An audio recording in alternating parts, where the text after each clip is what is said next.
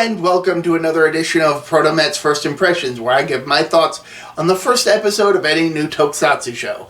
And back at the end of October, we got a new live-action Kamen no Ninja Akakage. So getting used to that.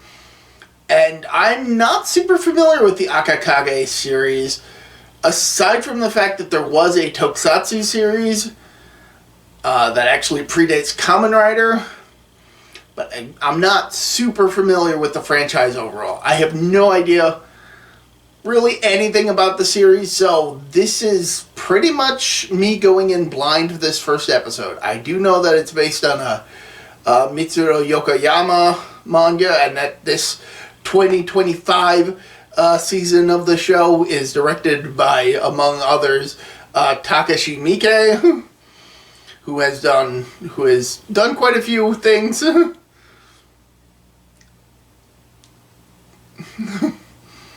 I don't really know how to best describe it. He's got a bit of an eclectic career.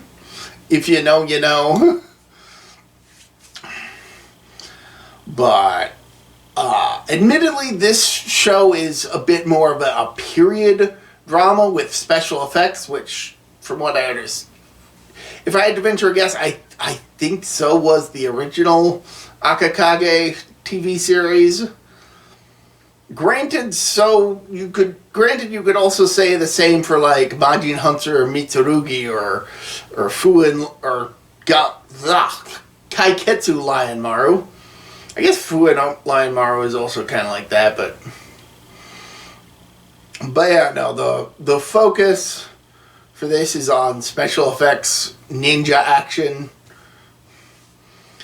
To briefly sum up the show, there's this evil clan known as the Kinmei sect or Gold Eye sect who worship this idol with golden eyes. Whether or not it turns out to actually be some sort of demon or something remains to be seen. Maybe. Again, not super familiar with the original series. Maybe that was a big plot twist or something. I don't know. I don't know. Anyway, they're being evil and kind of standing in the way of Oda Nobunaga taking over Japan, which was a part of history. He was trying to take over Japan. I don't recall. I don't think he was completely successful. He was pretty successful, but history kind of alternatingly views him as a hero and a villain. So yeah, who knows? I don't know. But anyway, some of his retainers send off some guy with like 1,000 men to go deal with this village of enemies, I guess. And they get absolutely slaughtered by this giant frog controlled by this old man with scars all over his face. And that's where we get some of the tokusatsu action for this series. We get a giant frog, which I'm pretty sure is not a real giant frog, but it looks pretty realistic. Which, 2005, yeah. But there's also another one of Nobunaga's retainers who's trying to recruit this ninja man, who I don't think he gets a name. The show kind of establishes that he basically was captured by Nobunaga to act as a hostage against the guy's ninja clan. But now they're turning to him for help with dealing with this evil clan. And this guy, when he meets Nobunaga later, he's wearing a red mask, which is iconic for the character Akakage. So obviously this guy is Akakage. But before he meets up with Nobunaga, he has an encounter with a thief with blue hair who is obviously going to become Aokage, who was a side character, a supporting character in the original series. Not super familiar. I'm just going off of quick glances at the Wikipedia page. But yeah, no, he helps to apprehend this thief who stole some prayer beads from some guys. My furnace just turned on. That's fine, we're gonna power through this. But, the guy who, at the end of the battle with the 1,000 men versus the giant frog, one of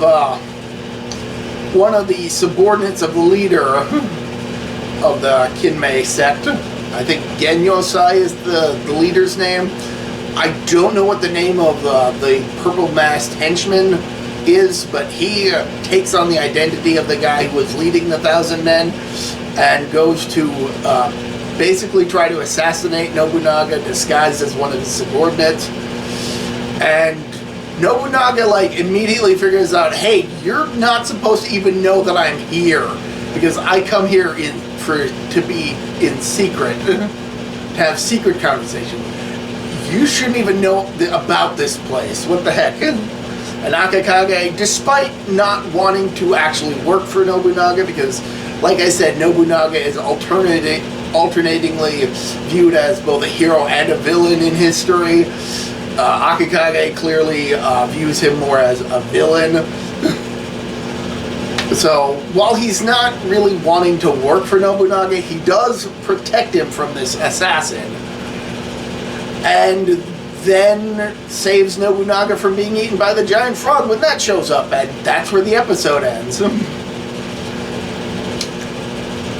Which was kind of jarring when the episode ended on that cliffhanger, and then we immediately got a preview for the next episode that showed that Akakage is just fine. So it's like, oh, way to reduce all the tension. Even when Kamen Rider does that, which they've been doing in the past number of years, there's at least a brief moment of pause before getting into the next episode preview. And admittedly, this is just the first of apparently 20 episodes, so the revelation that our titular character isn't dead in the second episode, yeah, okay, fair enough. But yeah, it is kind of jarring. The show definitely is going for more of a serious tone compared to a lot of other tokusatsu shows. It definitely takes itself a lot more seriously, but it's not without its comic relief. There are two of Nobunaga's retainers do have moments of comic relief, mild comic relief, but enough to feel like, okay, this is not super serious, but not an outright but definitely not an outright comedy. There's moments of levity, which I quite enjoy. The special effects work fantastic. It's 2025, of course it's gonna get better. But yeah, I'm interested in checking out more of the series, and if I can check out more of the original series, I don't have much of the ability to that because, as far as I'm aware, nobody's interested in subbing the series. So, whatever. Maybe this new show will change people's minds and get them to actually work on that and a bunch of other more obscure tokusatsu shows. I mean, now that we're getting official releases for a lot of Kamen Rider, Metal Heroes, formerly Super Sentai, I mean, they haven't really done anything with that for a while, but since we're now getting more official releases for that, maybe the fan subbing community can focus a bit on some of the more obscure stuff. I kind of hope that would be the case once the fan subbing community finished up with the Metal Hero series, but it's coming bit by bit. But yeah, Akakage, looking forward to checking out more. Looking forward to knowing more about the original series if I can, and just getting something that's a bit of a change of pace in the tokusatsu genre right now. We get a lot of futuristic, super fantasy, sci-fi shows, and this one's just a period drama with special effects. Yeah, okay. I don't know, I'm doing this. But yeah, no, check it out. And until next time, I'm ProtoMet. See ya.